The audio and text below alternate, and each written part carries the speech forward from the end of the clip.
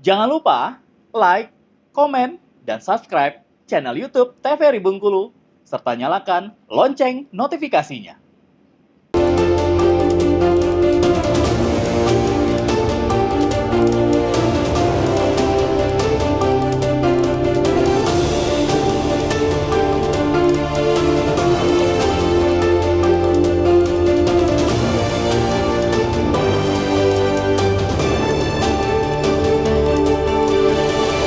Ya pemirsa, Anda kembali menyaksikan Berendo TVRI Bengkulu dalam tema budaya Jawa di Bengkulu, dan tentunya kita masih bersama dengan kedua narasumber kita, ada Pak D. Lamijan dan juga Pak D. Sunarto. Nah, jadi kita tadi sudah membicarakan bahwa sebenarnya persatuan ini tidak hanya muncul dari orang yang bertutur dan berkomunikasi secara verbal ya Pak D, tapi melalui kebudayaan, melalui seni yang dimainkan juga kita tetap dapat bersatu padu. Walaupun beda suku, ras, agama, dan lain sebagainya. Kita tetap dapat bersatu padu. Nah ini yang saya penasaran seperti ini Pak D. Jadi kalau orang-orang Jawa yang bertransmigrasi, yang merantau katakanlah, ini selalu erat kaitannya dengan dia memainkan nilai-nilai seni dan budaya. Selalu berkesenian Pak D. Ini jarang sekali etnis-etnis lainnya Pak D, suku-suku lainnya. Kalau udah merantau udah fokusnya kerja gitu. Fokusnya cari uang. Jarang mempertahankan keseniannya untuk bermain seni di tempat mereka merantau. Nah, kalau orang Jawa nih seperti apa Pak D? Kenapa dia bisa mempertahankan dengan sebegitu eloknya keseniannya ini? Ya, itu betul Mas ya. Dulu zamannya dulu kan sepi ya.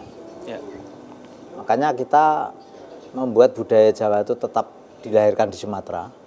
Satu untuk hiburan kita. Itu kan untuk hiburan Mas, sepi ya.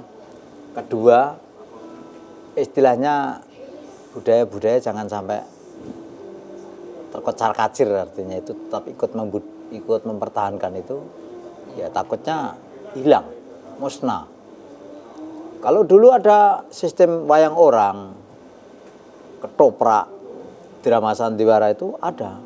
Kalau gini kan jarang. Jadi seperti Ria Jenaka dulu kan, kalau penampilan TVRI kadang-kadang Ria Jenaka 1 kali dalam 1 minggu itu. Itu namanya Ponokawan Gareng Petruk Bagong.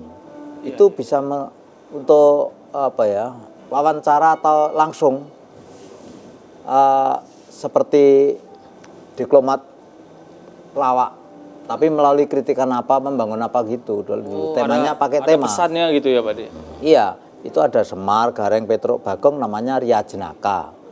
Terus misalnya ada program pemerintah kalau dulu itu KB, itu nanti bisa disiarkan langsung dengan tema pembabaran dari Ponokawan itu. Ponokawan itu yaitu Semar, Gareng, Petruk, Bagong itu. Iya. Berarti berdasarkan pemikiran bahwa ini permainan kesenian ini harus dipertahankan gitu ya Pak. Iya. Karena kan sulit sekali untuk berpikir seperti itu Pak D. Misalkan lah, katakanlah saya misalkan suatu saat merantau ke daerah di luar Sumatera katakanlah, atau ke Kalimantan, ke Sulawesi dan sebagainya. Mungkin tidak terpikir untuk bermain alat musik dari daerah asal, ingin bermain kesenian dari daerah asal. Nah ini seperti apa? Kenapa bisa terpikir seperti itu penduduk orang-orang Jawa di masa itu, Pak D? Nah, gini, Terima Pak. salah satunya gini, ini kaitannya dengan transmigrasi ya. Dulu pada saat transmigrasi itu kan kadang satu kecamatan atau satu kelurahan itu diangkut semua tanpa kecuali. Nah, di situ kan di kehidupan masyarakat di Jawa kan sudah ada masing-masing ini ya keahliannya.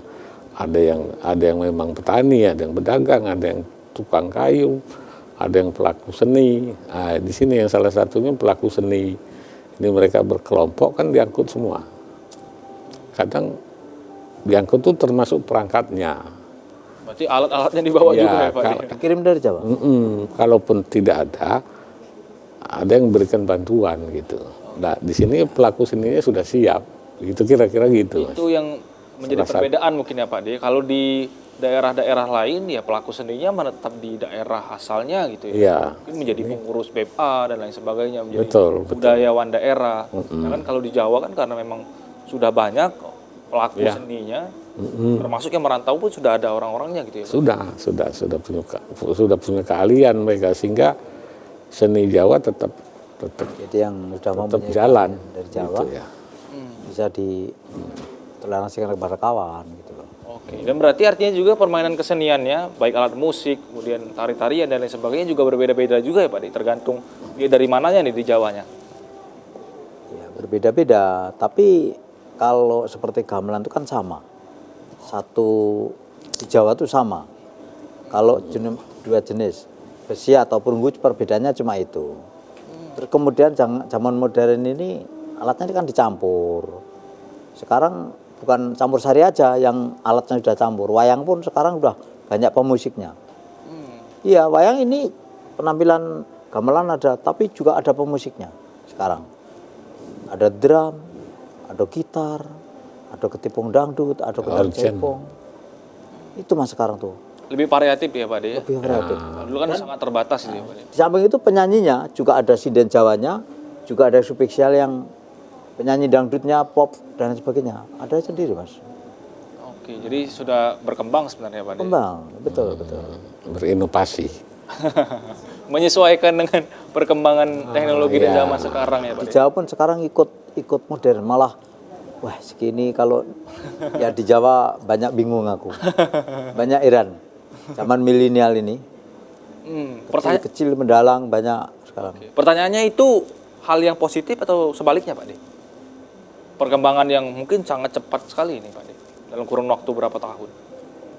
Kalau perasaan saya ya cepat timbul, cepat menyebar.